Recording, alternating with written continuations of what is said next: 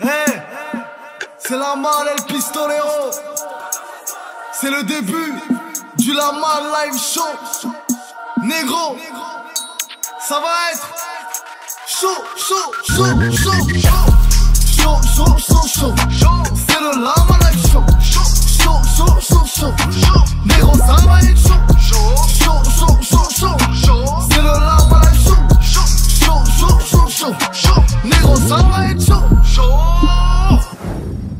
Salam à tous, salam à toutes, c'est La Malle El Pistolero, c'est l'heure du La Malle Live Show 2.0. Oui, quand je dis 2.0, croyez-moi, ça va être une émission incroyable. Une émission incroyable pour quelle raison? Parce qu'on est avec deux monuments du rap français, deux légendes du rap français. Quand je parle légende du rap français, je dis artiste, je dis composition, je dis production, je dis beatmaker, je dis plein de choses. Bien sûr, des projets incroyables, possibles et inimaginables, ils l'ont fait. Oui, ils sont venus, ils ont vu, ils ont vaincu. On est avec des KB9, des Ballons, des Oro, les meilleurs d'El Mundo, les R7, les CR7, les Messi, les R9, les vrais Ronaldo sont dans le La Malle Live Show 2.0. On est avec mon gars sûr et certain, DJ Jimmy Finger et DJ Maître Masta dans la maison. Ça ok, quelle présentation déjà, incroyable. Et je vais revenir plus souvent. Tu viens quand tu veux, c'est la maison en tout cas. Franchement, vous venez quand vous voulez. Pourquoi? Déjà, on va commencer vite fait, en rapide. Pourquoi vous revenez quand vous voulez déjà? Parce que sans vous, je ne serais pas là. Donc déjà, il faut rendre. Il y a une expression française qui dit rendre à César ce qui appartient à César. Donc il faut rendre à cet art ce qui appartient à ces artistes. En tout cas, vous êtes des artistes, donc bravo en tout cas pour tout ce que vous avez fait. Vous nous avez inspirés et justement, on va parler un peu de tout ça dans cette émission. On va parler aussi des choses qui fâchent. Quand je dis des choses qui fâchent, c'est des gens aujourd'hui qui ne respectent pas aussi ceux qui ont contribué à l'industrie de cette musique, des gens comme vous. Donc, on va parler de plein de choses en tout cas. Ça va être une émission incroyable. Bien sûr, je vais quand même vous les présenter d'une autre manière. Je vais vous dire un peu si vous ne savez pas qui c'est, mais je pense que si vous regardez cette émission, forcément, vous savez qui sont ces deux légendes avec nous. Bien sûr, on est avec DJ Jimmy Finger, bien sûr, l'unique, le grand, le magique, le magnifique, bien sûr. Ils viennent aussi pour promouvoir, bien sûr, Big Hit. On est obligé de parler de ça. Deuxième édition, Big Hit Contest. C'est une édition incroyable. Ça aura lieu le 29 novembre au Centre culturel La Place à Paris. Voilà. C'est ça. Il y aura Cynic, Freeman, Chimiste, il y aura Lordissa, bon bref, et j'en passe, on en parlera plus en détail tout à l'heure. Donc, DJ Jimmy Finger, voilà, il a produit la quasi-totalité d'Arsenic, voilà, quelques gouttes suffisent, un classique du rap français. En tout cas, donc voilà. Continue encore, j'aime ça. Ah, ouais, t'inquiète pas. Voilà, il y a eu Stommy Bugsy, Neg Marron, Pete Bacardi, Première Classe. Il a aussi composé pour Diams, aussi, Rof, Asia, Sniper, voilà, et j'en passe. T'as composé aussi des morceaux sur lesquels on posait Exhibit aussi, bien sûr. Non, quand même, voilà. Tes inspirations, bien sûr, le U-Town Clan, bien sûr. Dre. Voilà, Mobb Deep, bien sûr. Tout ce qui est côte est, côte ouest, début des années 90. Voilà. Bien sûr, incroyable. Tu lances aussi en 2023 le premier projet, en tout cas de disque à ton nom, Big Hit. C'est ça. Justement, Big Hit volume 1, avec, franchement, j'ai kiffé les gens qui t'as sélectionné en tout cas sur ce projet. T'aimes bien faire des comparaisons un peu avec le football. Moi, je vais dire que t'es un peu un Didier Deschamps. Parce que là, t'as fait une sélection incroyable. Ouais, mais Deschamps, c'est un fumier. Hein. Ah, c'est un fumier, mais c'est lui qui ramène quand même mais je veux bien être un fumier, ouais. Donc au final, t'as vu... Allez, Aimé Jacquet. Aimé Jacquet, 90, allez, si tu veux. Mais c'était un fumier quand même avec Pires. Hein. Avec Pires, il n'a pas été gentil. Muscle ton jeu, Robert. Benjamin Epps, Lino, Souffrance, Sams, Crimi, Poison, j'en passe, franchement, incroyable aussi. Le projet est sorti justement le 5 juin. Exactement. Cette année, Disponible sur toutes les plateformes de téléchargement légal, donc vous pouvez aller le streamer, le télécharger, parce que comme je le dis, c'est du haut niveau, c'est du KB9, c'est du Ballon des Oro, bien sûr. À tes côtés, le grand, l'unique, DJ Maître, voilà, DJ Maître Masta, bien sûr, avec Tefa, on sait tous kilomètres, bien sûr, c'est important de le préciser. Il est un peu moins lourd que... Hein? Ouais. Ah, attends, il a maigri, il a maigri un peu. Lourd en poids, mais pas en talent. Voilà, il est très lourd en talent. Bien sûr, vient de Bagneux, tu viens de Bagneux. Ouais. Et c'est vrai que tu as rencontré Tefa à Vitry. Ouais, c'est ça. C'était en 1991. Un peu, ouais, 91, 92, j'étais DJ d'un groupe de la Mafia Underground là-bas, avec les Little MC, un groupe qui s'appelait LR. Et pour la petite anecdote, on était en concert. Lui, il était DJ aussi d'un groupe de Vitry. Et j'avais ramené mon matos, tout ça, machin, on faisait les balances. Et Topha, il arrive, il me dit, ouais, s'il te plaît, je peux me servir de ta table de mixage, s'il te plaît, pour scratcher. Vas-y, poteau, tiens, essaye, truc. Là, qui commence à scratcher, je sais pas ce qu'il fait, il y a un bug dans le truc, il éteint toutes les enceintes, ok, et bug total sur la fête de la musique ce jour-là.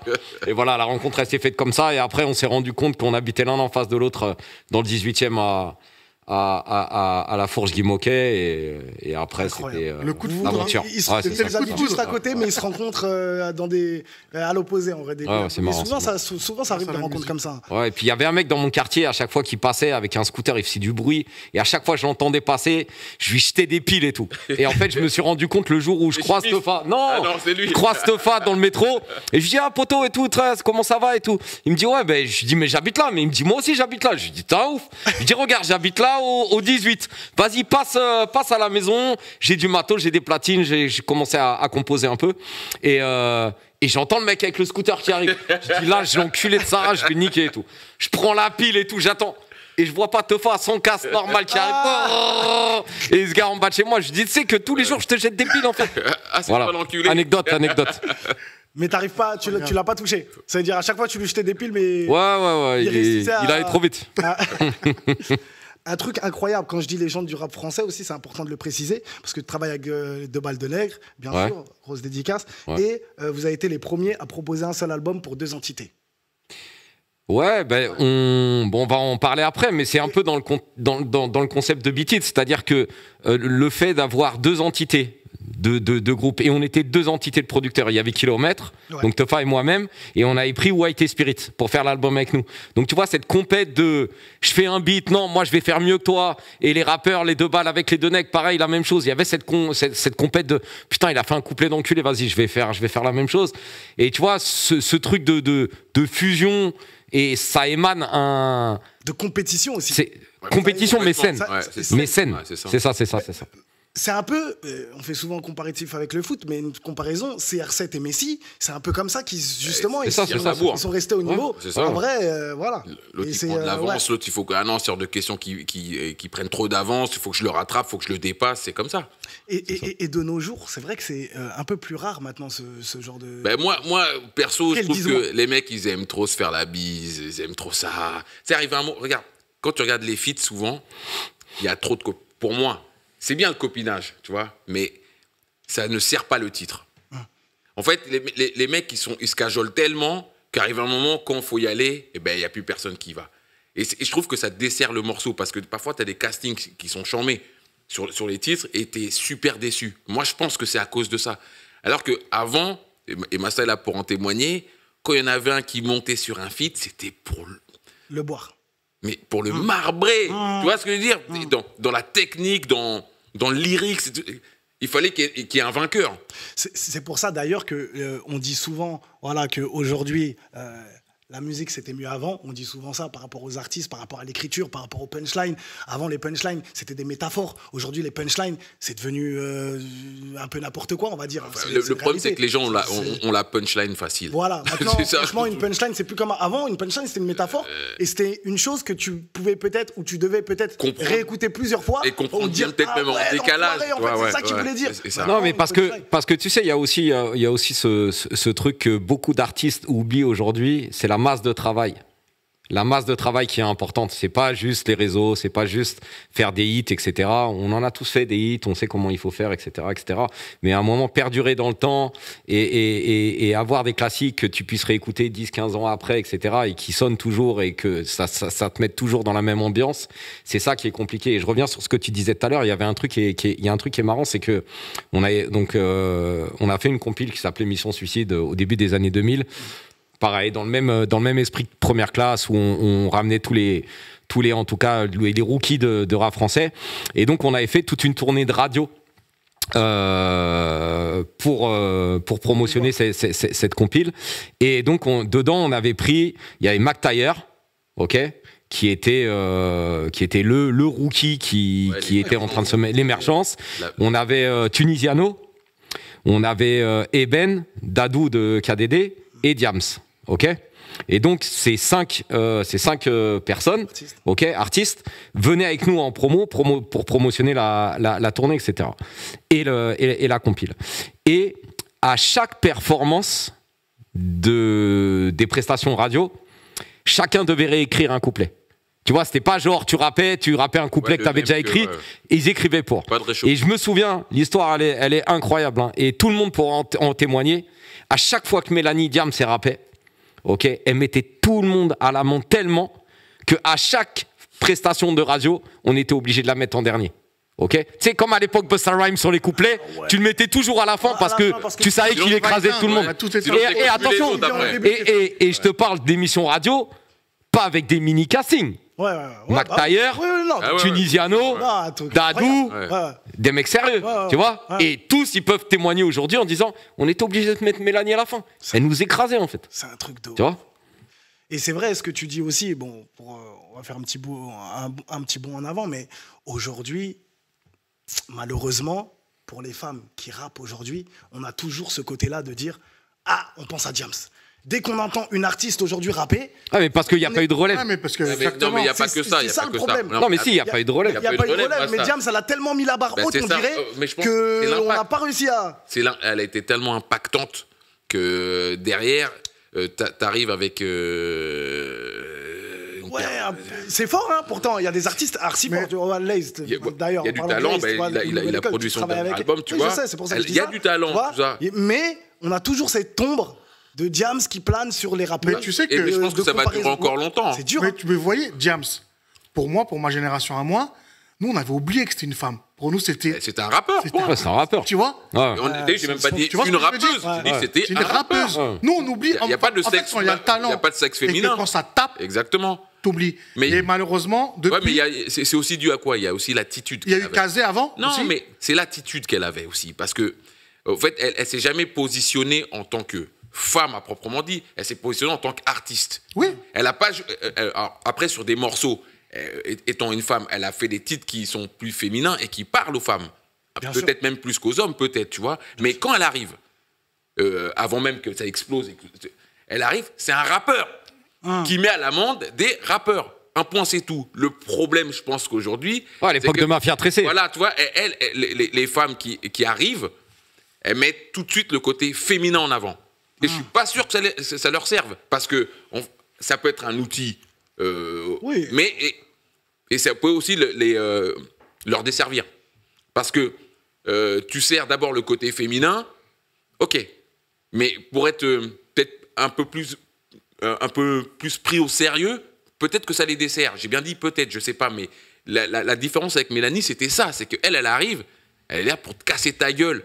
Homme ou femme, on s'en bat les couilles en fait. Moi, Jimmy, je pense vraiment aujourd'hui que aussi la musique a changé. Peut-être que si ces rappeuses-là étaient arrivées peut-être avant, comme tu parlais de Kazé, voilà, elles étaient beaucoup plus Princesse Agnès, tu sais, elles étaient vraiment plus je suis un artiste, je suis un rappeur, je suis un artiste. C'est-à-dire que je peux me retrouver dans les soirées de gorge comme un artiste, comme un mec, mais aujourd'hui, beaucoup l'image. C'est-à-dire qu'aujourd'hui, même les rappeurs eux-mêmes sont dans l'image. C'est-à-dire que comment on va demander à une femme de se dire non, faut que tu sois en mode comme un rappeur, etc. C'est ce que je pense. Et aujourd'hui, je pense que Laze, pour moi, très rappeuse incroyable. Ouais. Alors, justement, toi, tu peux en témoigner. En fait, tu vois, pour la petite histoire, j'avais fait une petite pause dans ma carrière musicale à partir de 2012-2013. J'avais fait le tour. J'avais fait le tour du game, j'avais terminé le jeu. Et je me suis dit, je vais prendre un petit peu de recul, je vais faire d'autres choses. Bon, bref. Ça t'a fatigué ou c'était par rapport à quoi? Non, c'était plus le fait d'avoir, pour moi, travaillé avec tous les artistes avec qui, humainement et artistiquement, je me suis entendu pendant toutes ces années. Et le fait on tombait un petit peu de... Tu sais, c'est le moment où il y a les téléchargements illégaux. Donc le streaming, c'est pas encore en place. On vend plus de CD. il y a que des téléchargements illégaux. Les maisons de disques n'ont plus de budget pour qu'on fasse des beaux albums où on peut faire venir des ingénieurs des States, où on peut aller en studio pour poser des violons, etc. Et t'as vu, moi, artistiquement, j'ai besoin d'être épanoui quand je fais un album. Tu vois? Et là, ça manquait un petit peu, ça tournait en rond. Et vu que le rap, c'était un peu en train de descendre, même les artistes, tu vois, ils avaient plus la foi comme avant, etc. Donc je me suis dit, ok, vas-y, viens, on prend un petit peu de recul, on fait d'autres choses, etc. Et quand j'ai repris la musique 2018-2019, j'avais pas forcément envie de retourner dans le rap français parce que j'avais fait le tour. Donc j'ai pris un manager au stage, j'ai fait des morceaux pour Cardi B, j'ai fait des prods, etc., etc. Et j'ai fait pas mal de musique de film aussi parce que j'aime bien la musique à l'image. Et donc Lace m'a contacté sur les réseaux sociaux. En me disant voilà tout, je rappe, j'aimerais bien que t'écoutes ce que je fais, j'ai des morceaux, j'ai des trucs, etc., etc. Et on s'est beaucoup parlé.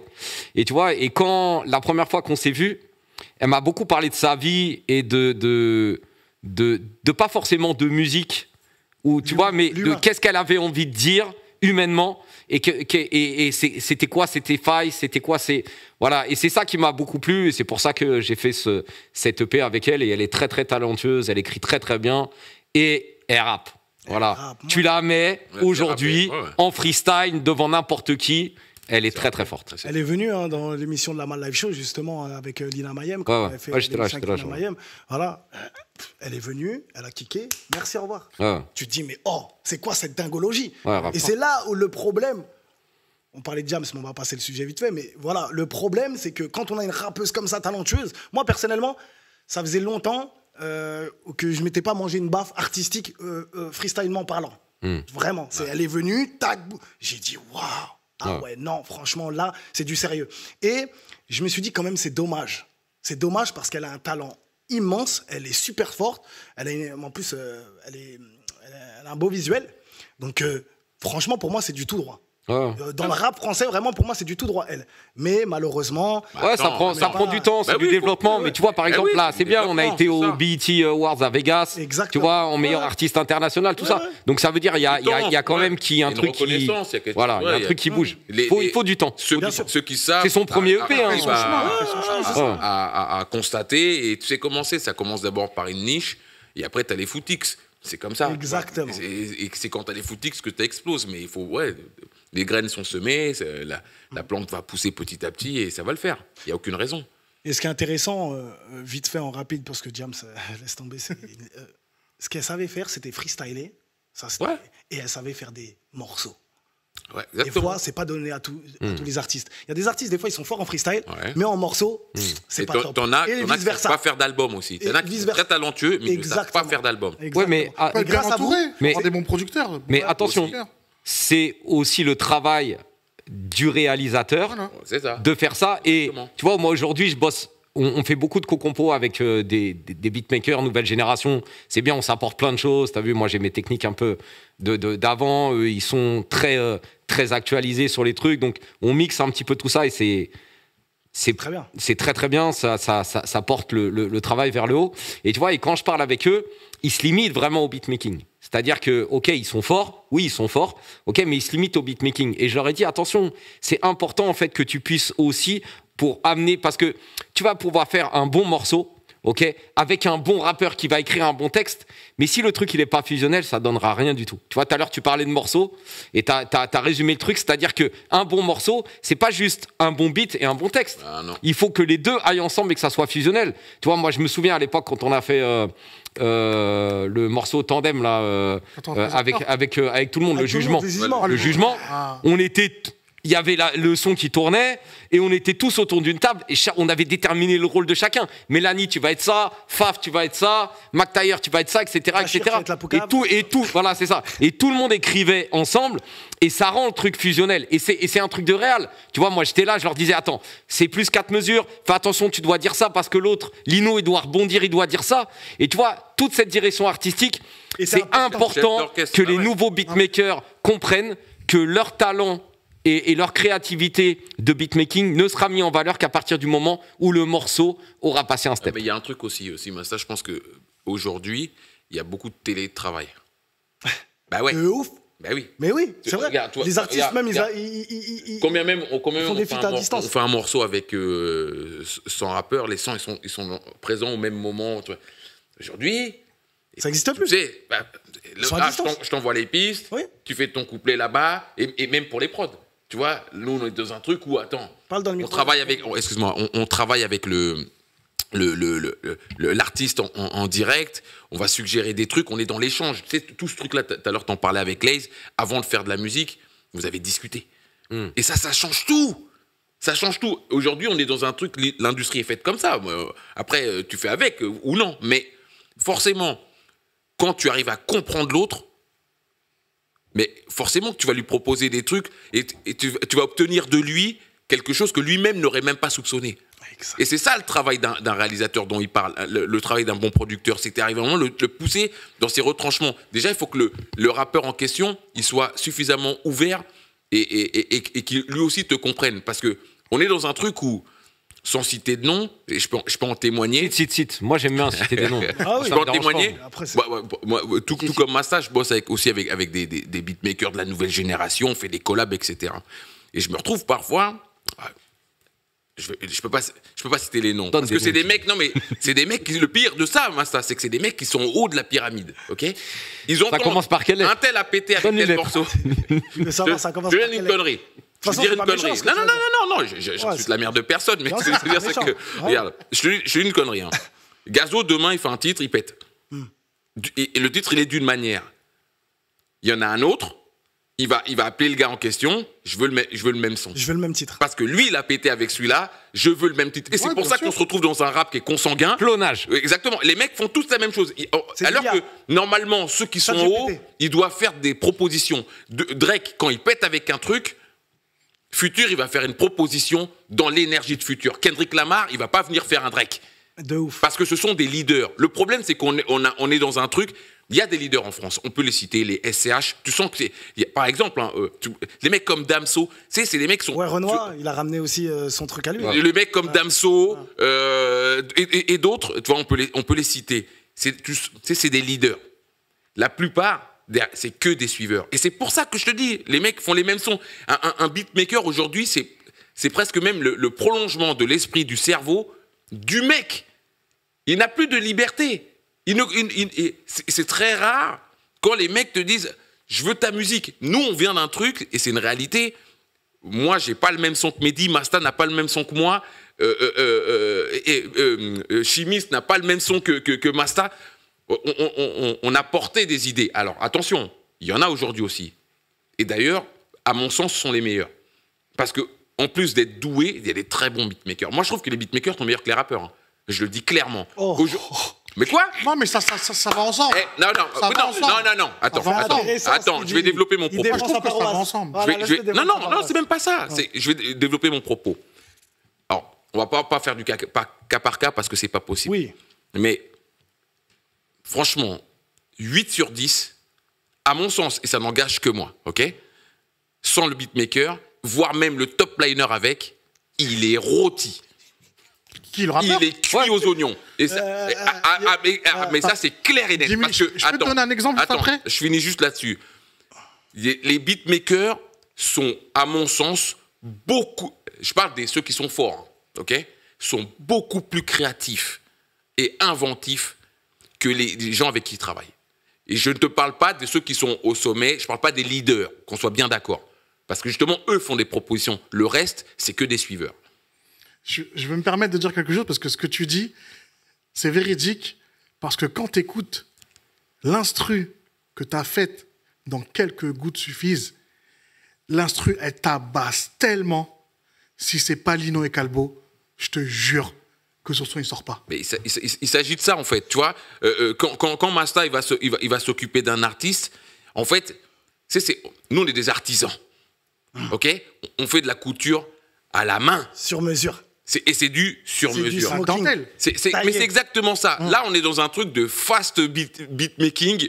T'as des mecs qui font des 800 par jour. Comment tu fais au moment où nous, on va mettre la journée pour trouver un kit de drum? Je caricature, j'exagère, tu vois. Mais c'est ça, en fait. Après, tu t'adaptes pas. C'est pas le problème. C'est pas avant, c'était mieux, aujourd'hui, c'est moins bien. C'est juste différent, tu vois. Mais c'est ce qui fait qu'on en est là aujourd'hui aussi, c'est une réalité.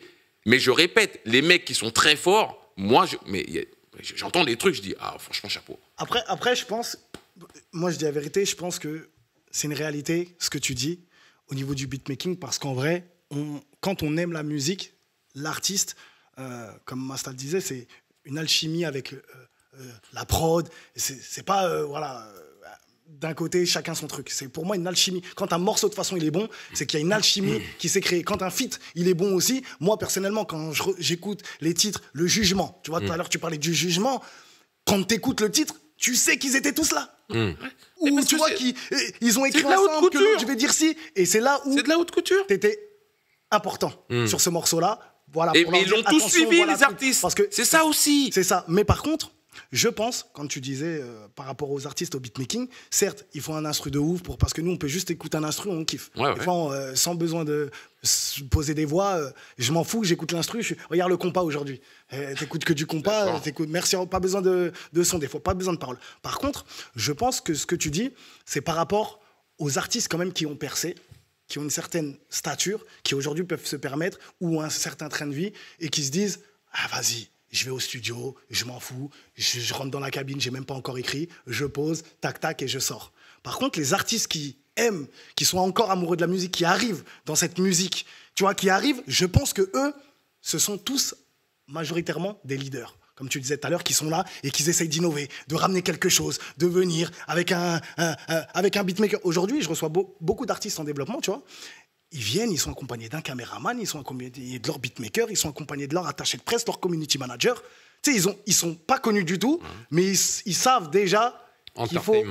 Exactement. Ils savent déjà qu'il faut être... Mais je vais même aller plus loin. Le mec, il a pas écrit une ligne, il a déjà la pochette de son album. Hein. Ouais, c'est vrai. Non, mais c'est le monde à l'envers. Attends. Je trouve même ça, excuse-moi, l'exemple que tu viens de donner, pour moi, il est ridicule. Parce que tu arrives avec une armée.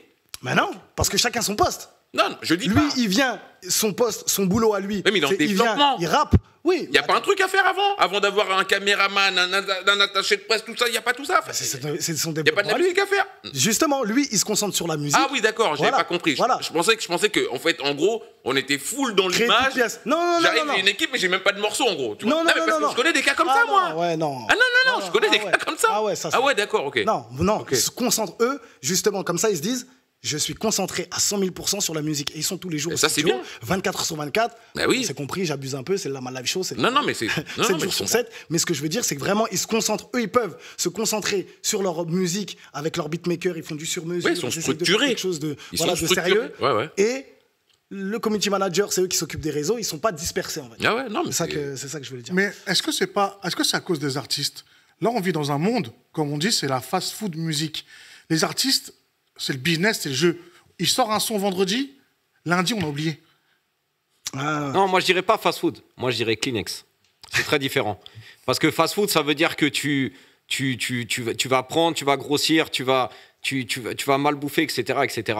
Là, c'est plus de la musique Kleenex. Pourquoi ? Parce que ça veut dire que tu vas entendre un morceau qui est bien, que tout le monde va kiffer, tu vas le prendre, tu vas l'utiliser pendant 3-4 jours, tu vas l'écouter, tu vas le prendre, tu vas le mettre à la poubelle et tu vas reprendre un nouveau Kleenex.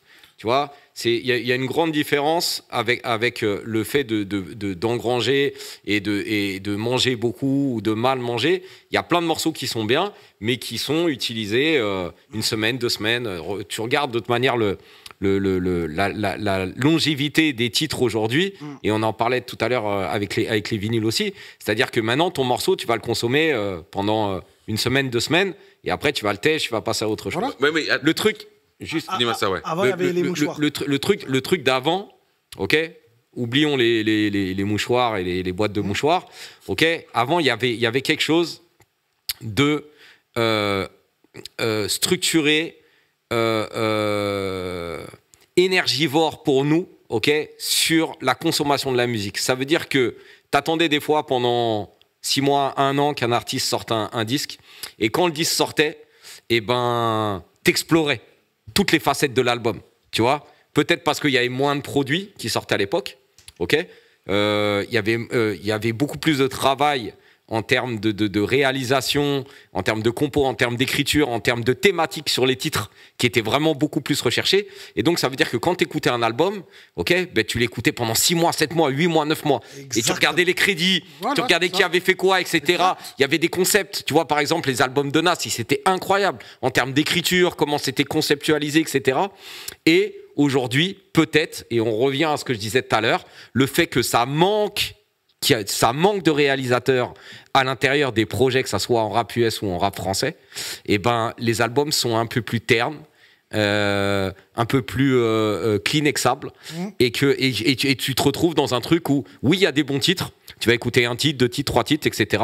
Mais tu vas passer au suivant. Et tu vas passer à autre chose derrière. Ce que tu dis, c'est grave intéressant. Quand tout à l'heure, tu parles de Kleenex, moi, je parlais de mouchoirs parce qu'à l'époque, nos grands-parents avaient des vrais mouchoirs en tissu qui, eux, se mouchaient, allaient le laver et le réutilisaient plusieurs fois. Le Kleenex, c'est vraiment, tu le jetais et tu passes à autre chose. Aujourd'hui, c'est vrai que... excuse-moi. Non, c'est fini. Ouais. En fait, c'est que, voilà, la musique, aujourd'hui... Pour un peu conclure ce que tu disais, je ne sais pas si vous voyez de toute façon, sur Rap Punchline, etc., les sorties du vendredi, sur midi, minuit, etc., sorties du vendredi, il y a 20 gros qui peuvent sortir en même temps. Parce qu'ils savent qu'ils vont écouter lui, ils vont écouter l'autre et écouter l'autre. Alors qu'à l'époque, les gens faisaient attention à quel moment sortir, en se disant « Ah, moi cette semaine je vais sortir, il n'y a personne de gros qui sort, en tout cas qui va me faire de l'ombre ou autre, pour pas sortir en même temps, ou sinon ils sortaient en même temps, mais c'est qu'ils étaient en guerre et que voilà... le meilleur, je vais synthétiser ce que vous dites, mais je apporter un peu de l'eau au moulin. C'est que je pense que c'est la consommation de la musique qui a changé aussi. Tout à l'heure, Master il dit, parce qu'on a à peu près le même cursus, c'est-à-dire qu'on arrête à peu près en même temps, on reprend à peu près en même temps. C'est ça le pire. Mais la façon dont on consomme la musique fait que je pense que les conséquences de tout ce qui se passe aujourd'hui, c'est ça aussi. Regarde, on parle de vinyle, on se parlait de CD, donc de support, donc de crédit, tout ça. On fouine, on est des passionnés, tout ce que tu veux. Aujourd'hui, quand tu écoutes de la musique, tu loues la musique. Moi, j'achète un CD, pour le prêter, il faut que tu me donnes un chèque de caution. C'est mon putain de CD. La musique de l'artiste, je l'ai achetée, elle m'appartient, je peux en faire ce que je veux, je peux la bichonner, etc. Aujourd'hui, tu es dans un truc, tu cliques, ça t'appartient pas. Tu loues. Donc rien que ça, c'est un truc de fou en réalité. Je pense que les gens ne réalisent pas. Et quand ton compte Spotify il pète, tes playlists disparaissent. Déjà pour commencer. Et en plus de ça, c'est que et c'est peut-être aussi pour ça qu'il y a un gros retour du vinyle en ce moment, parce que c'est devenu un objet un peu hype, tu vois. Donc c'est même beau. Il y a un truc, il y a une texture, etc., etc. Et c'est pour ça que ça revient fort le vinyle, parce que quand tu achetais que ce soit un single ou un album, il t'appartient. L'œuvre de l'artiste, il a charbonné au studio, il a mis tout ce qu'il avait dedans pour que toi, chez toi, tu puisses le partager avec d'autres gens et le garder ad vitam aeternam. Ouais. Je sais que c'est du latin. Non, mais les gens ont compris. Bien sûr. Pour pousser un peu ce que tu dis, est-ce qu'un artiste, par exemple, aujourd'hui, qui a la cote et qui est vraiment un amoureux de la musique, pourrait se dire hey, je sors que du physique. Je ne vais plus sur les plateformes. Je sors un CD que dans les Fnac. Il faut être un gros vendeur. Hein. Est-ce que oui, il y en a qui le font. Est-ce que si tu le fais, est-ce que ça pourrait peut-être pas se dire revenir un peu justement à ces gens-là qui. Nous, en tout cas, moi, je sais que dans la génération dans laquelle on est, il y a une demande. Parce que c'est important pour les mecs qui nous suivent depuis le départ d'avoir ce truc, ce support. Moi, je sais que sur le projet, je vais faire de Beat It, je vais faire une réédition de vinyle. On me l'a demandé. Alors, on n'en vendra pas des millions, c'est pas la question. Non, c'est pas le problème, ça. C'est un bel objet. Bien sûr. C'est quoi le stream, là enfin, tu vois, mais j'ai rien contre le stream, je suis le streamé. Mais, je sais pas, t'as le sentiment que c'est à toi, en fait. Tu vois, c'est comme si ton téléphone, tu vois, là, chez Apple, t'achètes ton iPhone, on va pas faire de pub, mais on va en faire quand même. Oui. T'achètes ton truc, mais finalement, en fait, il t'appartient pas. Mais c'est une dinguerie. Ouais, de ouf. De ouf. Et la métaphore est forte. Non, mais c'est une réalité. Et à l'arrivée, c'est quoi? C'est 0,01 centime. 0,001 centime. De rémunération. Mais en réalité, on est tous assis sur un vélo sans selle. Tu sais. Mais oui! Jimmy, je vais vous apprendre un truc là, ce soir. Il y a une nouvelle plateforme de streaming qui arrive qui s'appelle Artis. Ok. Une nouvelle plateforme de streaming qui s'appelle Artis. Ok. Aujourd'hui, quand Spotify rémunère les artistes 0,001 centime, on va dire, allez, peut-être je suis nul en maths, mais on va dire 5% des revenus sur un artiste, Artis propose de rémunérer les artistes à 85%.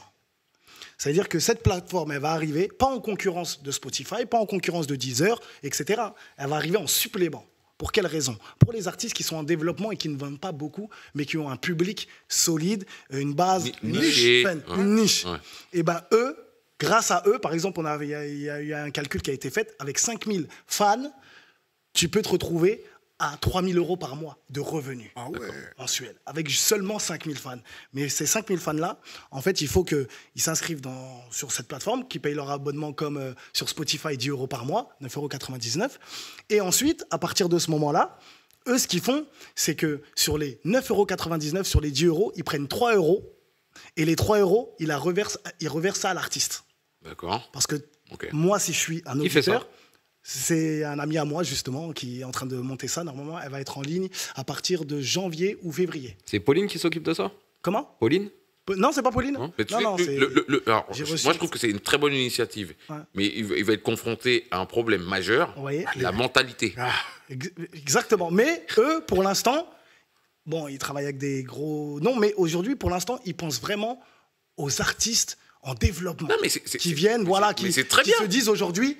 Parce qu'aujourd'hui, les artistes en développement, malheureusement, ils ne vivent pas de leur art. Pourtant, ce sont des artistes, qu'ils soient connus ou en développement ou moins connus que les autres, ça reste des artistes. Donc, ils méritent d'être rémunérés au travail qu'ils font. Tout travail mérite salaire. Donc, eux, ils ont fait ça pour les artistes, justement, en développement. Mais après, de toute façon, les gros artistes vont suivre parce qu'ils vont voir la rémunération, vu qu'elle est incroyable.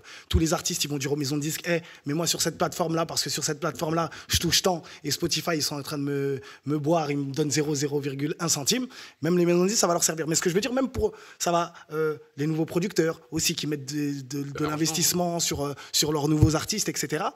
Et en fait, ces 3 € en fait, pourquoi ils vont à l'artiste? Parce qu'il y a une petite case qui dit, quand tu te mets, quel est ton artiste préféré? Si moi, je mets Jimmy Finger, par exemple, je mets Masta, et ben les 3 € que je paye, enfin les 10 € que je paye, il y a 3 € qui seront reversés à toi. Et tous les mois, je peux changer par contre d'artiste. Si demain, je veux te donner un peu de force pendant 2 mois, tu as sorti un projet incroyable, c'est à toi, bah c'est toi. Après, je vais changer. Et même, ça stimule la créativité. Plus tu es créatif, plus tu travailles, plus tu es rémunéré. C'est logique, de toute façon. C'est pas mal l'idée, hein, franchement. Non, l'idée est bonne. C'est une idée de génie. Non, c'est une très bonne idée. Je pense qu'il va être confronté à la mentalité, malheureusement. C'est notre problème aussi. C'est pour ça que...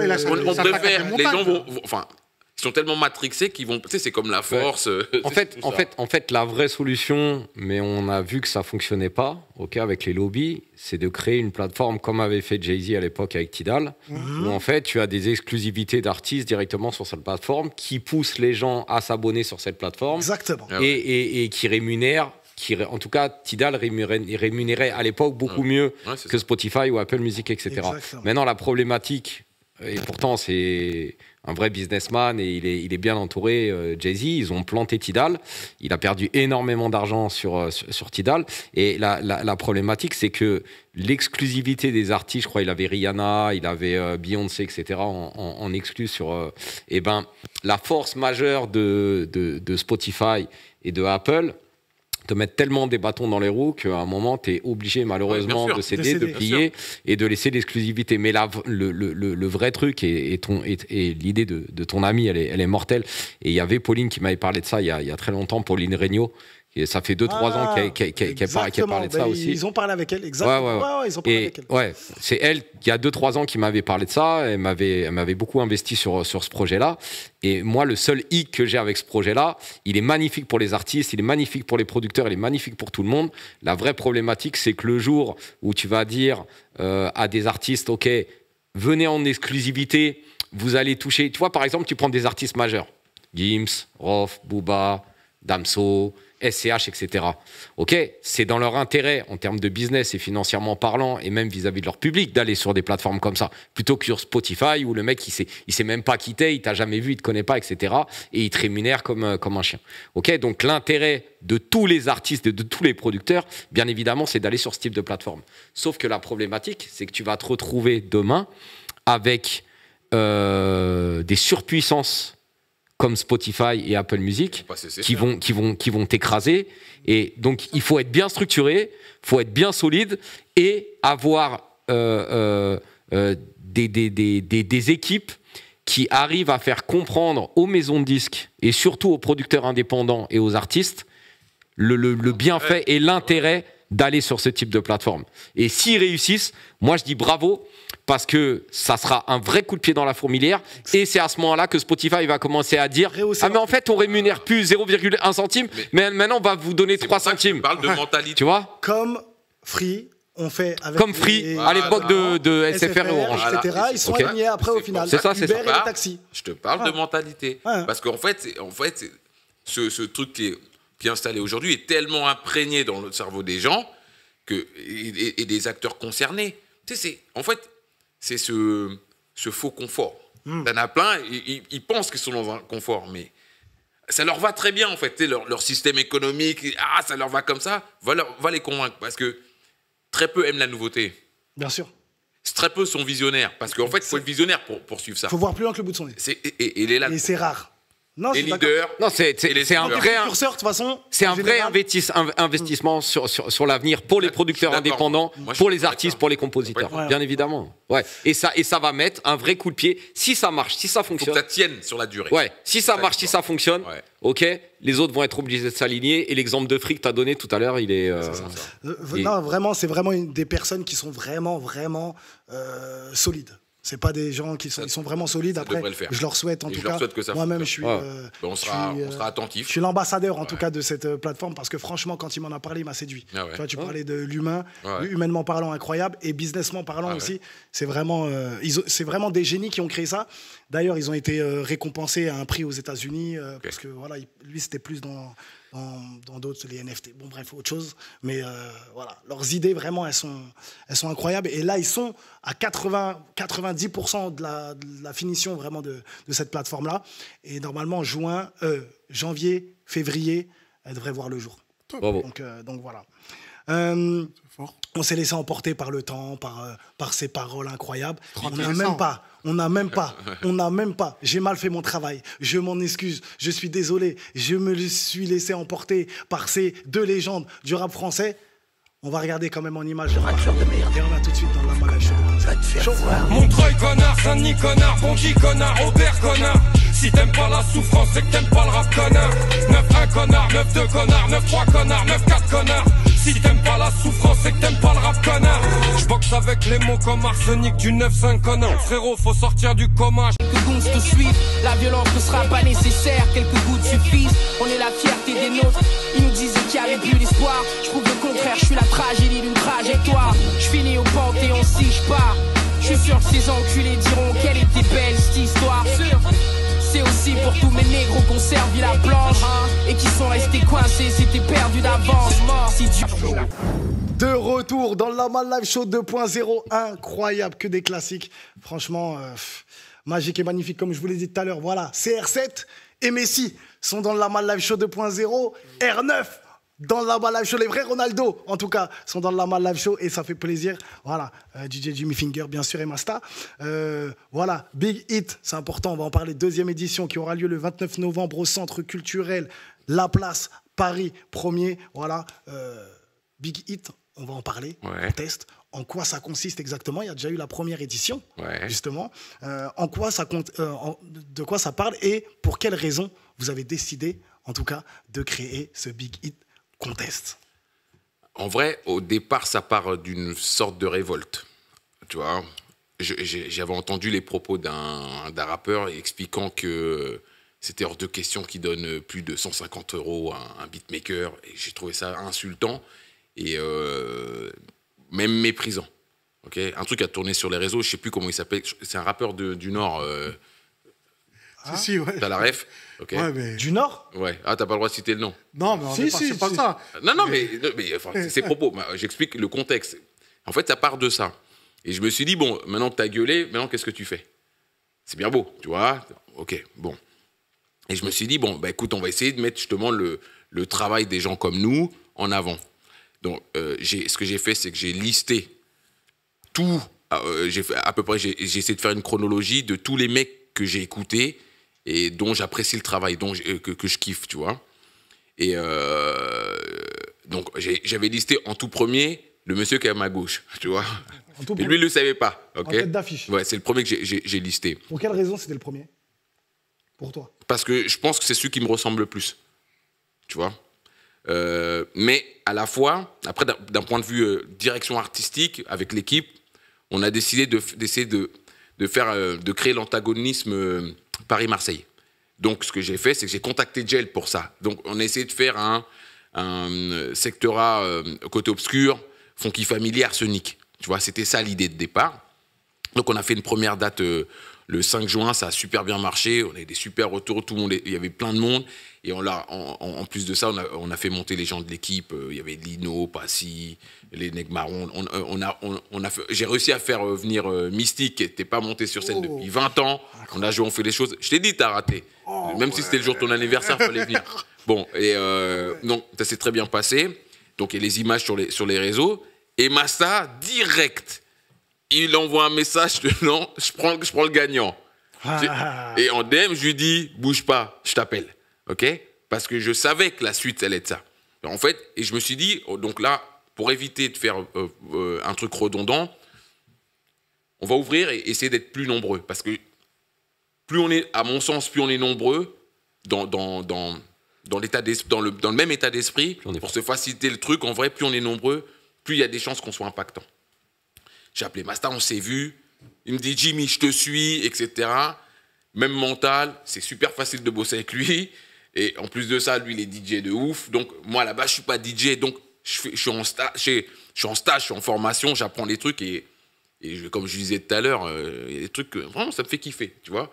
Et donc, en face, on s'est dit, on va mettre une entité forte, Nico Moukpo aussi. Tu vois, donc représenté par DJ NoTG, DJ James et la Clica, donc Arsenal Records. D'ailleurs, ils ont refusé de venir parce qu'ils ont eu peur.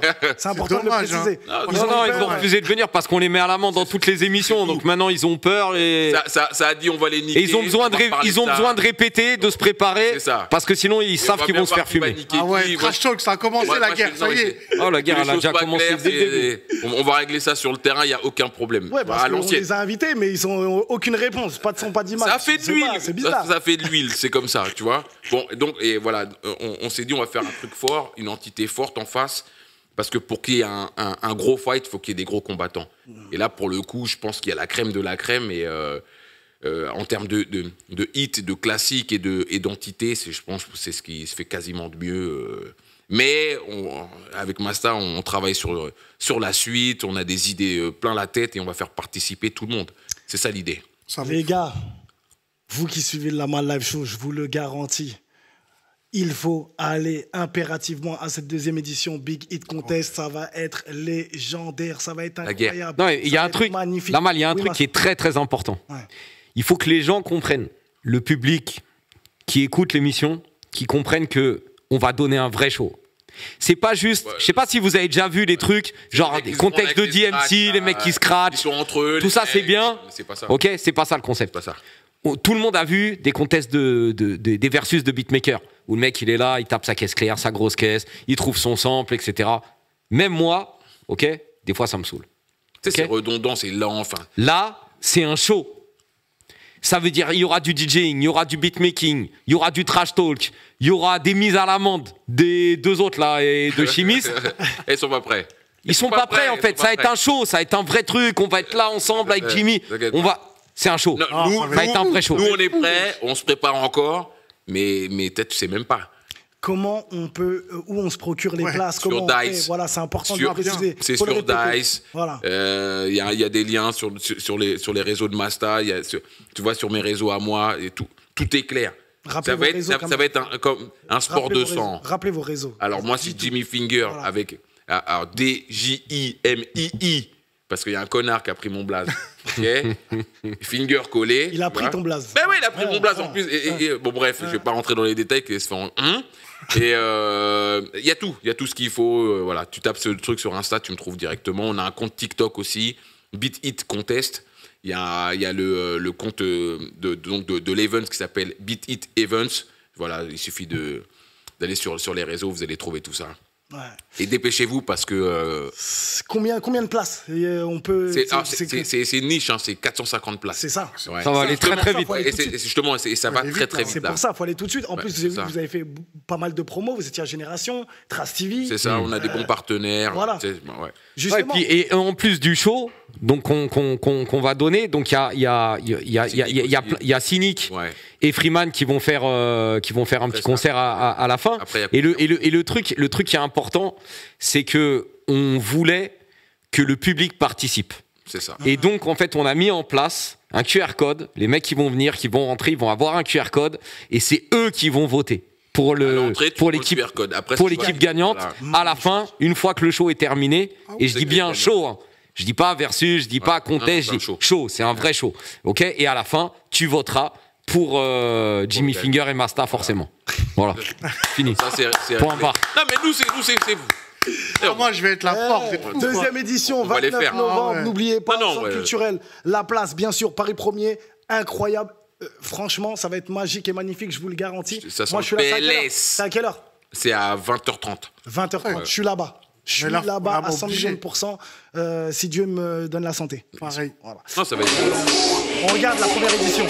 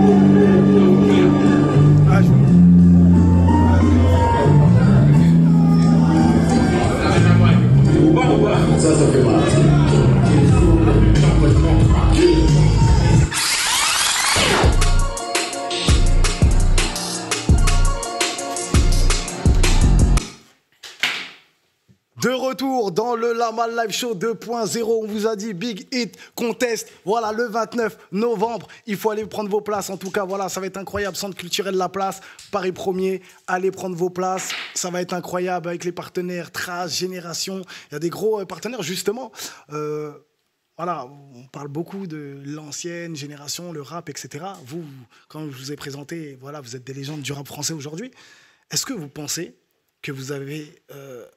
fait ce qu'il fallait pour le rap français aujourd'hui? Ou vous auriez pu faire mieux?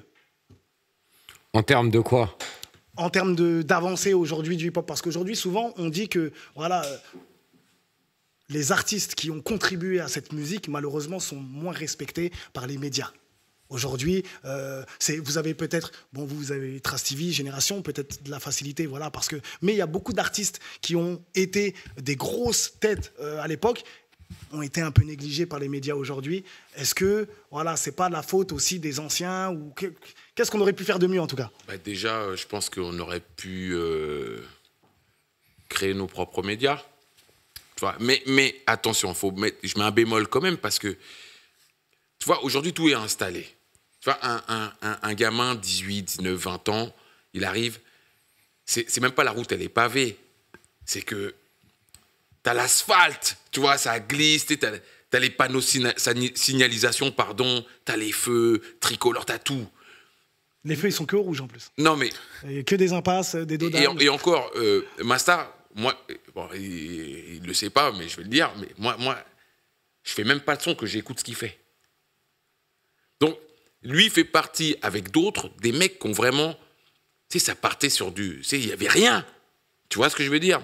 Il y a des mecs avant lui aussi, tu vois, mais c'est des mecs qui ont contribué à faire qu'aujourd'hui, ça soit... Mais c'est une autoroute. Bien sûr. Donc, qu'est-ce qu'on aurait pu faire de mieux? Bien sûr qu'il y a plein de choses qu'on aurait pu faire mieux, mais il faut remettre les choses dans leur contexte aussi. Aujourd'hui, un gamin, 2 clics, 4 clics, il a un clip, mais il faut se rendre compte de... Alors, attention, il y avait l'électricité quand même, moi, quand je suis arrivé là-dedans, tu vois, qu'on soit bien d'accord, tu vois. Mais c'est pas aussi simple. Il y en a qui ont essayé, mais ils ont pris des mecs comme Kenzie qui ont essayé. Tu vois, il est précurseur. La base de traces, il y avait Kenzie. Exactement, c'est Kenzie, tu vois. Donc il y a tout ça, tu vois. Mais forcément, oui, on aurait pu faire mieux, tu vois. Mais je pense qu'on sous-estime, la difficulté, et on sous-estime justement l'apport qui a été fait, tu vois. Donc, c'est la meilleure réponse que je puisse donner à ta question. En toute sincérité, oui, on aurait pu faire mieux dans tous les domaines. Mais sans le... Pour ceux qui vont dire, sans le peu qu'on a fait, il n'y aurait rien de tout ça aujourd'hui. Tu as commencé l'émission comme ça. Toi-même, tu ne serais pas là aujourd'hui. Tu vois. Mais Massa, je te laisse quand même répondre après. Si tu...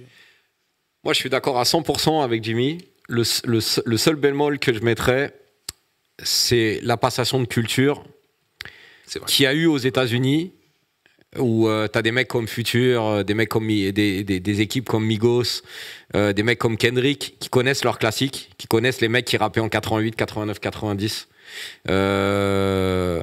T'as une meuf comme Nicki Minaj ou Cardi B qui peuvent te rapper des morceaux de Lil Kim alors qu'ils sont sortis en 93 et qu'elles avaient 6 ans, 7 ans, 8 ans.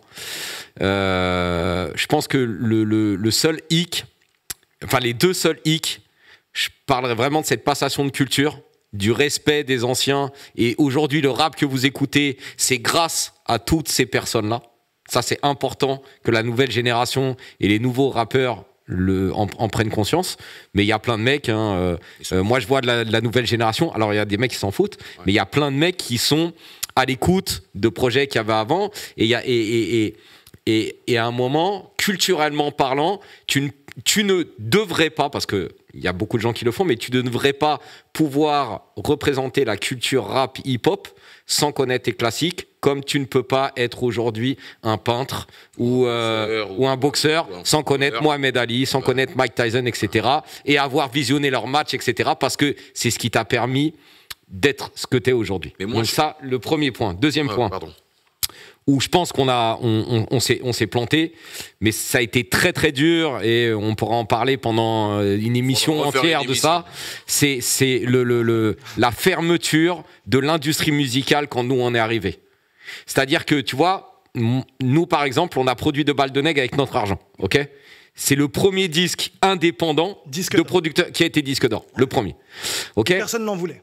Et personne n'en voulait. C'est important de le rappeler. Okay, et on était là, j'étais avec les jumeaux, ils étaient mineurs à l'époque. J'allais voir leur daron à Chelles dans le 77. Okay, j'étais la caution des petits qui avaient pas encore 18 ans. Et on se fait ouvrir le studio la nuit, par un poteau qui avait un studio à Bastille, où on rentre et on enregistre la nuit jusqu'à 6h du matin. On sort du studio, je les emmène à l'école. Tu vois ? Donc c'était ça nos ambiances de l'époque. Et c'était des ambiances de passionnés. Ça veut dire que quand tu as des petits, ils ont 16-17 ans, ok, qu'ils habitent à Chelles dans le 7-7. À l'époque, il faut y aller. Ouais. Et qu'on sort du studio à Bastille parce que le mec, il nous a ouvert les clés à 23h, parce que la séance se terminée et qu'il n'avait personne, et que c'était là où on pouvait aller enregistrer, et qu'on ressort à 6h du matin et que les petits, ils ont le cartable et qu'ils retournent à l'école. Il faut être passionné pour faire ça, en fait. Tu vois ? Et donc, pour rebondir et aller dans ce que je voulais dire, le deuxième bémol, c'est que au moment où nous, on était structurés, on savait comment produire, on savait comment réaliser, on savait comment presser, comment financer les disques, et ben les maisons de disques, elles ont dit on veut pas de vous en fait.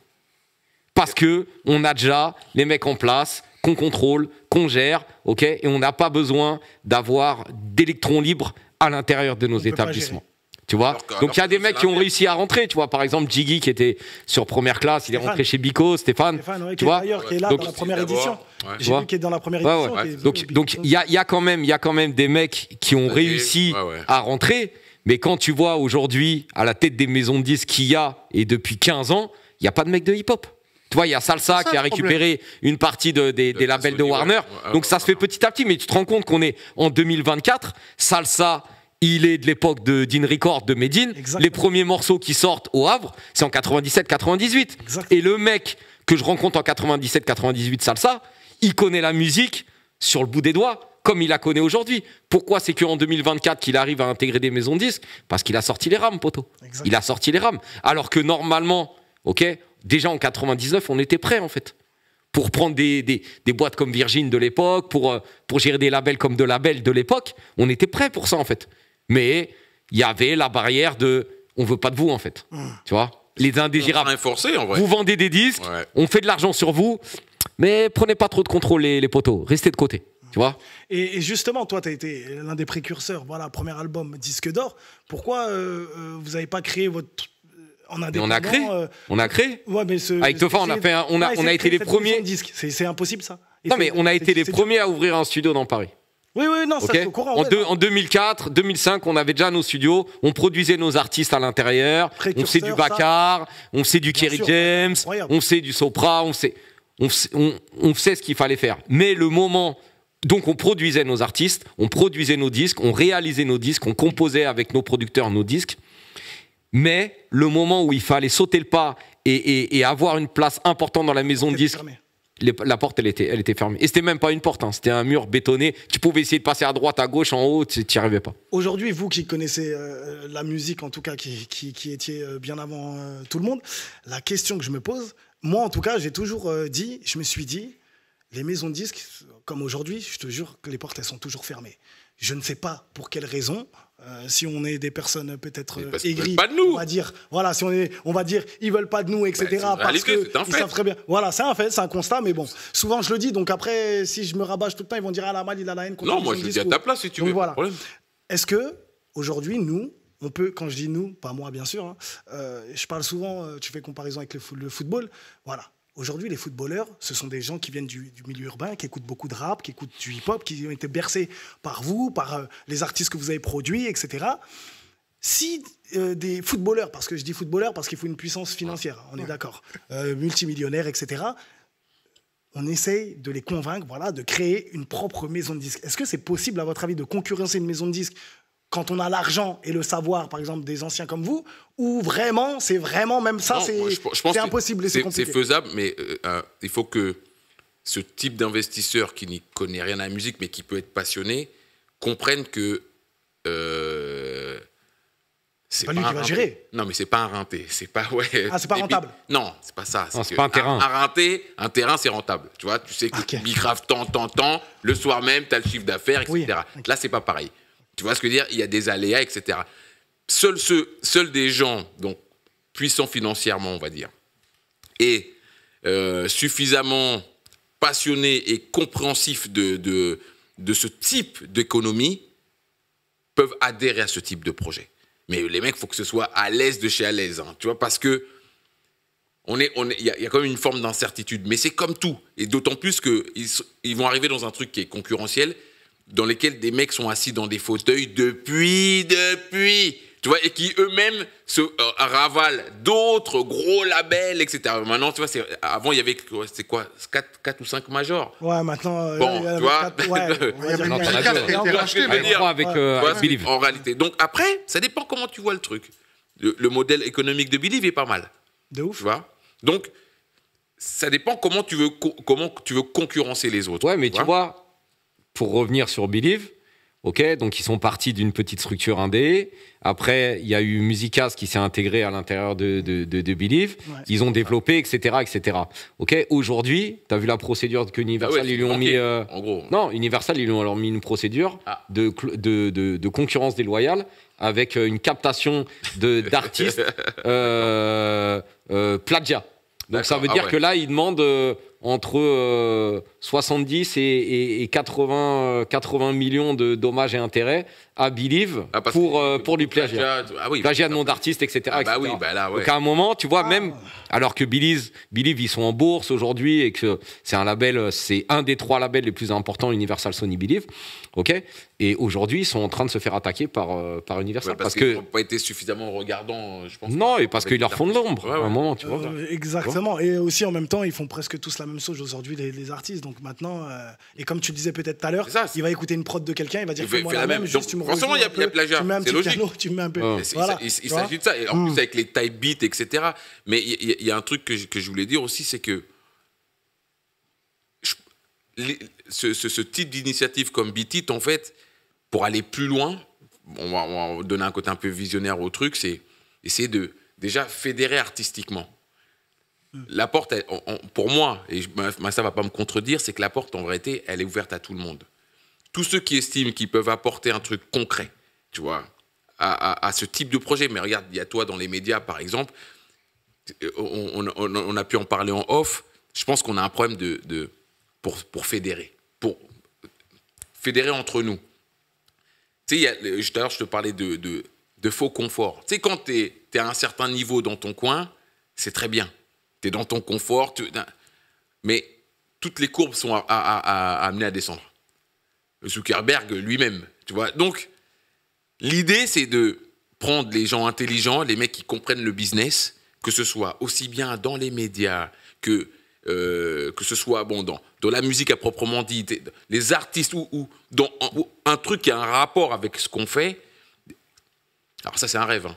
Tu t'assieds autour d'une table. Ben maintenant, la question, c'est qu'est-ce qu'on fait ? Parce que sinon, on sera toujours assis sur un vélo sans selle. Hein. C'est une réalité, ça. C'est une réalité. Tu parlais des médias, justement. Puisque je sais que tu dois y aller, Masta. Donc on va faire une deuxième émission. Il y a deuxième édition. On fait deuxième émission. Voilà. En tout cas, vous êtes les bienvenus. On peut même en faire 10, hein, si vous voulez. Vous venez quand vous voulez. Il y en aura d'autres. La famille, voilà. Par rapport aux médias, est-ce que vous pensez qu'aujourd'hui, les médias respectent, en tout cas, les artistes qui leur ont en tout cas permis d'être là où ils sont aujourd'hui? Non, parce qu'on prête qu'aux riches. Et on ne prête qu'aux riches sur l'instant. Parce que ton background, on s'en fout. Tout à l'heure, Massa disait un truc intéressant, qu'il y a des gens justement qui s'intéressent à ce qui s'est fait, etc., etc. Mais pour aller dans son sens, regarde bien, en général, ce sont ceux qui sont les plus doués. Parce qu'ils se servent de ce qui a été fait pour faire ce qui va être fait. Ça fait double bagage. Tu as ceux qui vont se contenter de voir pas plus loin que leur bout de leur nez. On est là à l'instant T. Mais quand tu creuses et que... C'est comme un couturier. Regarde les grandes maisons de couture. Les mecs, ils vont parfois chercher des inspirations dans les années 1920, et ils vont te refaire la mode, avec des nouveaux matériaux, etc., etc. Regarde aujourd'hui, pour citer Lacoste, tu sais comment ça naît. En fait, c'est un grand joueur de tennis, et il y a un journaliste qui l'appelle le crocodile. Du coup, je crois que c'est son manager ou son entraîneur, un jour, il dit, s'il gagne ce match, je lui offre une mallette en crocodile. Il gagne. Et du coup, suite à ça, il fait broder un crocodile sur sa veste. Et c'est la première fois de l'histoire du sport qu'on voit une marque avec un logo. Ça vient de ça. Incroyable. Et après, plusieurs années après, Arsenic, On les rappelle, parce qu'au début, on voulait pas voulait pas d'eux. d'eux. Au début, ils étaient blacklistés. Vous êtes du rap. C'est la Ouais, vérité, du faut rap, dire la vous êtes vérité, du hein, rap. faut parler Très bien, français. vous nous les caisses, c'est bien. On veut pas de vous, nous, Voilà. on veut que des Voilà. tennisman, des gens qui jouent au golf Ouais, mais ou autre, attends. en tout cas de la haute. Mais maintenant, 2024, on vous appelle, venez, soyez égérie. Parce qu'ils Bon, ont c'est une changé belle les revanche. grosses têtes. Les têtes sont parties. Bah, ça Soit n'appartient ça, plus à Et la puis le famille. rap, soit Non, le non. rap a le pris, rap est devenu populaire. Oui, Exactement. le rap est devenu très populaire. De deux, la famille qui tenait les rênes, donc les cordons de la bourse, a vendu. Exactement. Ce sont des Suisses qui ont racheté et C'est eux, ça. ils sont dans le business. Voilà. Qui fait quoi? On y va. Pourquoi et let's go. Voilà. Avec plaisir. Américaine. Et ils l'ont super bien fait. Voilà. Franchement. Non, mais c'est à la carry, comme J'étais ouais, content. exactement ça. Et oui, donc tu disais par rapport aux médias, donc. Ouais, pour mais toi. moi, pour moi, à partir du moment où on est dans ce truc de on ne prête qu'aux riches, eh ben, s'ils doivent choisir entre. Parce qu'en réalité, pour moi, il y a la place pour tout le monde, tu vois. À mon sens, si c'est bien fait, normalement, tu dois laisser un créneau. T'as une émission tous les jours, bah, ou toutes les semaines. je pense Comment que tu c'est prends ça. pas. Je comprends pas. Mais je pense que le curseur, c'est les clics. C'est certainement Internet, j'en sais rien, je suis pas dans ça. Et pour répondre clairement, non, je pense qu'il y a un manque de respect clairement pour ceux qui ont fait. Masta. Et après, je vais vous poser une dernière question sur Ouais. les flammes. On est obligé Ok. d'en parler, cérémonie des flammes. Qu'est-ce que vous en avez pensé? Mais d'abord, Masta, sur Ta les question, médias. c'est est-ce que les médias, quoi? Ils respectent. Respecte en gros les anciens, les légendes en tout cas du rap Tu français parles, qui ont fait des tu choses. parles des médias hip-hop? Ouais, des médias médias rap? hip-hop. Ouais, médias. Moi, je vais dire non. Ouais, je suis comme toi. Pourquoi? Parce que je l'ai vécu sur l'Ace. La plupart des médias, maintenant, te demandent de l'argent pour publier du contenu sur Instagram. Ok. Alors que c'est Sur toi. sur des artistes en développement. Bah ouais. Tu vois ce que je veux dire? Que tu prennes à une maison de disques, un Damso, un Rof, pas de problème. Tu vois, il y a des financements derrière. Sur les artistes en développement, qu'est-ce que tu vas prendre des 2000, 3000 euros pour faire une story Au Instagram? début qu'il a besoin de ta force. Et c'est des médias hip-hop. Hein. Ouais. Je te parle pas de médias généralistes. Hein. Je te parle de médias hip-hop que tu vois. Tu vois? Moi, pour rebondir sur ce que tu vas dire, parce qu'en toute transparence, moi je parle français, les artistes en développement, je les fais payer dans mes émissions, en gros, parce que j'ai créé ici mon propre plateau, qui m'a Ah ouais. coûté 150 000 euros. Non mais Tu vois? T'es dans un Et modèle- j'ai des gens qui travaillent aussi. Donc là, c'est vraiment Attends, pour modèle faire, économique. voilà, Attends. pour faire avancer. Là, Non, mais après, on parle de story Instagram. Hein. Je te parle pas de Ça, plateau voilà, télé. ouais. Je te Là, parle là, de ça- story Instagram c'est pas qui la sont même chose. payantes. Ok. Non, N'importe moment, qui est ouais, capable sérieux. de comprendre Ah ouais. ton modèle économique, que ça te coûte de l'argent. Et sincèrement, même pour un artiste en développement, je trouve pas ça cher payé. Oui, bah j'essaye justement Non, mais de faire. je trouve- Ouais, c'est joue- normal. à ton niveau, je trouve que tu joues le jeu. Tu vois. Mais Masta te parle de story. Ah, je te parle Ouais, de story. Instagram ou de médias qui De ont médias, c'est des juste- grosses entités derrière eux et qui n'ont pas, qui sont payés, etc. et qui ont des deals avec des maisons de disques directement, etc. Tu viens Ouais, pas les gens comme nous qui s'en sortent pas, quoi. C'est pas sérieux. C'est pas sérieux. Ah. Et alors que c'est quand les gens sont petits qu'ils ont besoin de force. C'est pas quand le jour où il va exploser. Allô, est-ce que tu veux bien venir faire l'interview? T'es mignon. Parce que c'est vrai que moi, je suis des deux côtés aujourd'hui. Je suis du côté média où je reçois beaucoup de médias qui m'appellent et qui me disent « Ouais, la mal, j'essaye d'avoir un tel, il veut pas venir. J'essaye d'avoir un tel, il veut pas venir. » Donc d'un côté, je me dis « C'est vrai que les artistes, ils jouent pas le jeu quand le média n'est pas fort. » C'est-à-dire un média ne fait pas de vues, ils se disent bah, « Qu'est-ce que je vais aller foutre là-bas ?» Et de l'autre côté, il y a l'artiste qui, des fois... était une légende, en tout cas du rap français, où on contribuait à l'industrie et que aujourd'hui, comme je l'ai dit, comme je l'ai commencé, aujourd'hui, si je suis là, c'est grâce à vous, c'est grâce à tous ceux qui ont fait quelque chose dans cette musique magnifique. Tu vois, pas le délire. Parce que t'es dans la bonne Même mentale. si on ne se connaissait pas personnellement, ouais. tu vois, mais c'est un constat. Ouais, mais t'es Et dans la aujourd'hui, bonne mentale. le problème, c'est que les médias, je ne comprends pas. Je préfère mettre, tu vois, comme tu disais, celui qui a de l'argent aujourd'hui, en tout cas celui qui a la hype du moment, je préfère prendre lui et toi, laisse tomber, je te prends pas. Pour moi, je trouve ça un truc Je pense qu'il de doit y malade avoir la mental. place pour les deux. Bien sûr. Ouais, mais c'est des Bien girouettes. sûr. Aujourd'hui, les gros médias, c'est des girouettes. Ils vont vers le où souffle le vent, tu vois. Non, mais regarde. Ou souffler En fait, les streams, je te jure. Ouais, c'est ça. Le bon exemple, ça a toujours été, pour le rap français, ça a toujours été le rap US. Tu vois, à l'époque, on avait 10 ans de retard sur les Américains. Moi, je me souviens, dans les années 95, 96, c'était ça. Mais l'exemple, c'était ça. Et tu vois, aujourd'hui, tu regardes aux States, tu regardes les médias précurseurs, les médias qui sont là, les DJ en radio, etc. Ils arrivent à faire ce mix de nouvelle génération, d'anciens rappeurs, C'est ça. nouveaux rappeurs, tu vois. Et comme disait Jimmy tout à l'heure, tu as la place pour tout le monde. Tu vois, Exactement. t'as les nouveaux rookies qui sont là, qui viennent en émission radio, et t'as des Method Man, des Redman qui sont là, qui continuent de perfer. Tu vois, t'as un groupe là avec qui je bosse un peu qui s'appelle The Hoodies. C'est deux jumeaux, enfin deux quinries qui tuent, et ils vont sur les mêmes émissions que Method Man, Redman. Et tu vois, c'est ça le pire. Et il y a la place pour tout le monde, tu vois. Mais logique, en fait. Je comprends pas. Ils sont fous. Je vous dis la vérité. Moi, Comme pourquoi ça, j'ai on en fait ce repart. média, je veux dire clairement, c'est mon combat. Aujourd'hui, j'ai fait ce média-là parce que c'est mon combat, parce que j'ai vu beaucoup de manque de respect. Tu vois, il y a une différence entre les gens, ils disent... Tu vois, C'est- beaucoup en de manque de réalité, c'est la respect, même chose. beaucoup de laisser aller, de non, et beaucoup de gens qui ferment la porte aux autres. C'est-à-dire que quand t'es dans... Moi, quand j'étais à Génération, il y a tous les rappeurs, tous les producteurs dans la rue, ils t'arrêtent. Ouais, excuse-moi, je peux venir à ta radio, je peux venir faire un freestyle, parce que c'est leur rêve. Moi, j'étais artiste quand j'étais jeune, je sais c'est quoi pouvoir faire un freestyle là où la grande légende a été et a fait son freestyle. C'est un rêve. Bah, tu vois Donc ce que pourquoi tu moi dis. je vais lui enlever ce rêve-là quand je peux le faire? Regarde, C'est simple. Tu vois, viens. tu vois ce que tu dis. Moi, ça m'arrive d'être. Bon, parce qu'il y a aussi pas mal d'actu, etc. Je reçois des DM de gens que je connais pas, et de tout petits médias. Et je leur dis, OK. Incroyable. Parce que, à la fois, bon, dans l'ordre quand c'est possible aussi, tu vois, à partir du moment où les étoiles sont alignées, tu vois. Mais moi, en vrai, ça me coûte rien.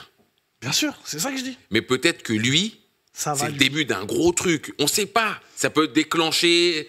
Moi, perso, ça me coûte rien. Et peut-être même sans le vouloir. Mais- Je dis pas mais que tu c'est- l'as pensé. Hein. Non, mais- même sans le vouloir, que si lui après il pète, peut-être que ça va être bénéfique pour toi. Même si c'est sans le vouloir. Ouais, mais souvent, peut-être que si demain il va ça, il va j'y dire, crois ma moins. première interview c'était Oh. Jimmy. Ouais, c'est vrai que maintenant les gens c'est. J'y crois moins, Ils mais oublient. je le fais sans arrière-pensée. C'est-à-dire que je le fais. Le bon cœur. Je le fais. Non, c'est pas bon cœur. Je le fais, ça s'arrête là. Je l'ai fait. Et parfois même, c'est pour me débarrasser du mec, tu vois. Mais je le fais. Non, mais tu vois, Ouais, mais t'es- ça peut être le début honnête. de quelque chose pour lui. Alors pour moi, c'était pas grand-chose. Tu vois. Voilà. Merci. Je pense qu'on va faire une deuxième émission. En tout Avec cas, on va plaisir. essayer de reproduire La question ça. sur les flammes, c'était quoi? Ouais, les flammes, tu Ah vois. oui, mais- la question sur les flammes, justement. Est-ce que vous avez reçu des invitations? Comment ça s'est. Non. Ah, voilà. Hein. Non. Comment ça On s'est parle de passé? respect. Ouais, moi j'ai reçu, mais. Moi, personnellement, je donne mon avis parce qu'Ahmad, à chaque fois, il dit Lamal, t'as quoi contre moi, contre les flammes? Non, je n'ai rien contre les flammes. J'ai été invité. Franchement, je leur ai dit bravo pour ce qu'ils ont fait parce que voilà, c'est fort quand même ce qu'ils ont fait. Théâtre du Châtelet, etc. La police qui se mobilise justement pour le rap français. Moi, c'est ça que j'ai kiffé. À l'époque, le rap était décrié. Aujourd'hui, les policiers se mobilisent Sécurisent, ouais. pour notre sécurité. Donc là, ça, moi, ça m'a fait plaisir. Ensuite, je lui ai dit que les bémols, voilà, de par même une capsule, de pas inviter des anciens qui ont contribué. C'est grâce à eux. Si aujourd'hui, toi, tu fais ta cérémonie, mais tu ne les invites pas, mais tu invites par exemple des influenceurs et tu les mets au même niveau pas que ça, représentatif de la c'est- culture. C'est compliqué. Juste ça, c'était le bémol. Mais par contre, j'ai félicité l'initiative. L'initiative. Et la deuxième Alors- édition a été mieux, etc. Je suis d'accord avec toi. La deuxième déjà était mieux. J'ai kiffé la performance de La Fouine. En plus, avec les instruments live et tout, franchement top. Comme tu le dis, mettre des influenceurs. Alors, peut-être que ça leur sert à avoir plus de visibilité et pour pouvoir faire une deuxième comme elle a été faite aussi. Tu vois, peut-être c'est ça aussi. En revanche, je pense que. Alors, je vais estimer que ce sont des gens intelligents qui écoutent les critiques constructives comme celles que tu viens de donner. Et j'espère que pour le troisième, il y aura des gens justement de la old school, etc. Nous, par exemple, on en parle avec Masta. Nous, ne serait-ce que pour la symbolique. Et en vrai, c'est pour leur témoigner du respect. Faire venir un... On les a écoutés. Tu vois ce que je veux dire? Viens, on fait venir un DJS, par exemple. Tu vois, trouver une façon de l'intégrer parce que ça va faire kiffer d'autres gens. Tu vois? Et c'est leur témoigner du respect. Je pense qu'ils sont suffisamment intelligents, les organisateurs, et qui vont entendre ce dont tu as parlé tout à l'heure, c'est-à-dire intégrer. Parce qu'en réalité, il y a de la place pour tout le monde. Peut-être faire un peu moins de place aux influenceuses, Ben oui. influenceurs. Voilà, tu vois, ouais. peut-être un Allier peu les moins. deux, c'est normal. Mais Mais normalement, ça doit être faisable. Après, on peut peut-être pas tout faire tout de suite là maintenant aussi, tu vois. Donc peut-être qu'il faut des steps.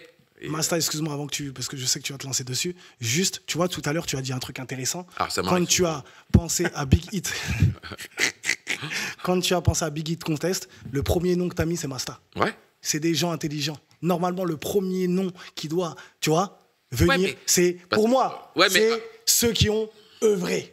Il y a ça, sur la première. Nous, c'est ce que je pense. Sur des albums communs. Oui, mais tu vois. Et c'est facile de bosser avec lui aussi. Non, oui, mais ce que je veux dire, c'était pour la. Si c'était le dernier des connards, tu te doutes bien qu'il serait pas là. Enfin, oui, pourquoi pas à côté de moi. Oui, mais pour la comparaison, bien sûr. Mais pour la comparaison, c'est une légende. Donc, ah bah oui, non, tout de suite. Quand demain je te parle, regarde, je te parle football, tu vas me dire Maradona, tu vas me dire Pelé, tu vas me dire même Platini, tu vas me dire Zidane, Ronaldo. C'est logique. Ouais, bien sûr. Aujourd'hui, demain, je fais une cérémonie sur le hip-hop, forcément. Je vais penser à tous ceux qui ont contribué. Sydney. Et même, en fait, ce que les gens savent pas, c'est que ça fait kiffer le public. Ça fait kiffer. Lafouine, je te jure, j'étais là-bas. Quand il est arrivé sur scène, tout le monde s'est levé. Non, mais la hype de Lafouine, elle est partie des flammes. Ouais. La hype, elle était inexistante. Il revient sur les flammes. Il le fait monter, il le fait freestyler d'abord chez lui, quand il est chez Génération. Moi, c'est là que je l'ai vu. Exactement. Et en fait, il arrive aux flammes parce qu'il passe par là. Parce que justement, il a tellement.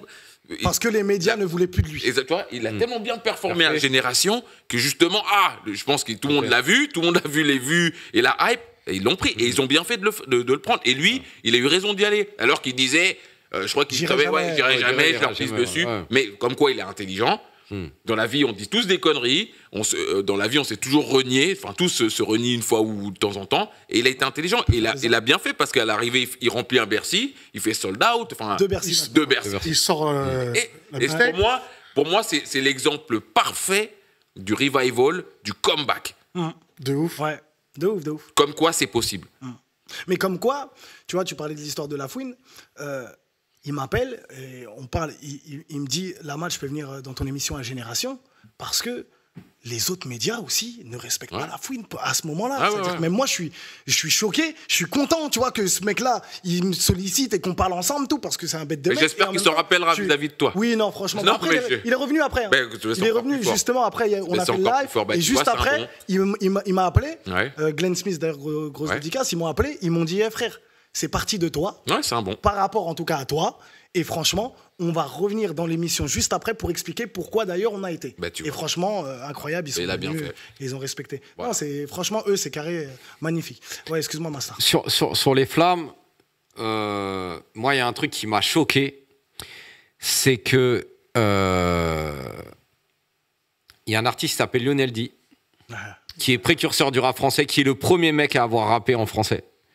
Radio Nova, etc., qui a contribué, je dirais, à 4 millions de % au développement du rap français.